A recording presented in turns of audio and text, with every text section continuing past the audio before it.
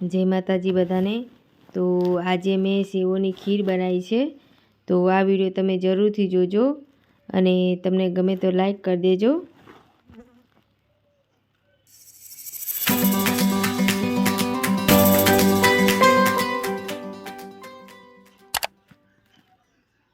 તો ખીરમાં નાખવા માટે સૂકા મેવા લઈ લીધા છે, મોરસ અને સેવને આવી રીતે ભાગી નાખવાની।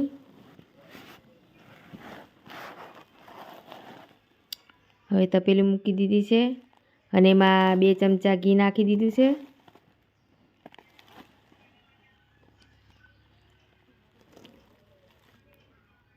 અને હવે સેવો નાખીશું અને ગેસ ધીમો જ રાખવાનો કે આપણી સેવ બળી ના જાય। અને હાંસીથી આવી રીતે પકડવી પડશે તપેલીને, નકર બળી જવાશે। અને આવી જ રીતે ધીમે ધીમે સેવો શેકવાની અને ગેસ ધીમો જ રાખવાનો કે ધીમા ગેસે જ ચડાવવાની સેવો, નકર બળી જશે।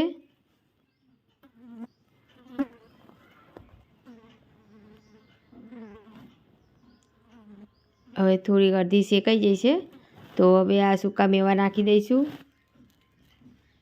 અને હવે શેકીશું કે સૂકા મેવાય શેકાઈ જાય સરસ રીતે। અને મેવા આવી રીતે શેકાઈ જાય તો એનો સ્વાદ બહુ સરસ આવે છે। હવે ચમચાથી આવી રીતે લગાતાર આવી રીતે હલાવતું જ રહેવાનું। હવે દૂધ નાખીશું જેમ જરૂર પડે એમ, ઓછું લાગે તો બીજું નાખવાનું અને આવી રીતે ચમચાથી હલાવી દેવાનું, બધું મિક્સ થઈ જાય। પછી આપણે મોરસ નાખી દઈશું।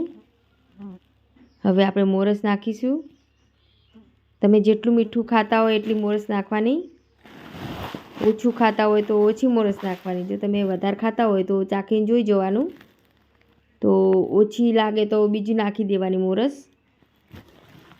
અને આવી રીતે લગાતાર ચમચાથી હલાવી દેવાનું કે એક મિક્સ થઈ જાય મોરસ ને બધું।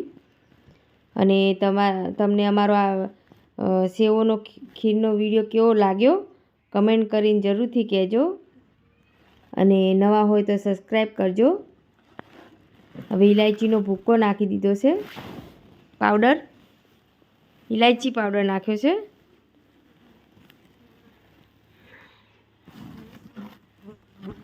હવે આપણે આવી રીતે હલાવી દઈશું તો આપણી આ સેવોની ખીર બનીને તૈયાર થઈ ગઈ છે। થોડીક ચડાવવા દઈશું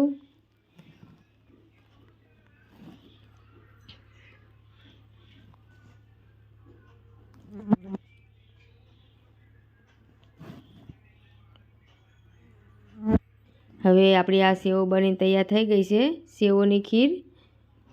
તો અમારો તમને આ વિડીયો કેવો લાગ્યો કમેન્ટ કરીને જરૂરથી કહેજો અને નવા હોય તો સબસ્ક્રાઈબ કરી લેજો। હવે ઉપર કાજુ બદામને એવું નાખી દઈશું તો આપણે સેવની ખીર બનીને તૈયાર થઈ ગઈ છે। તો ખાવા માટે ગાર્નિશિંગ કરી દીધી છે। તો જય માતાજી બધાને।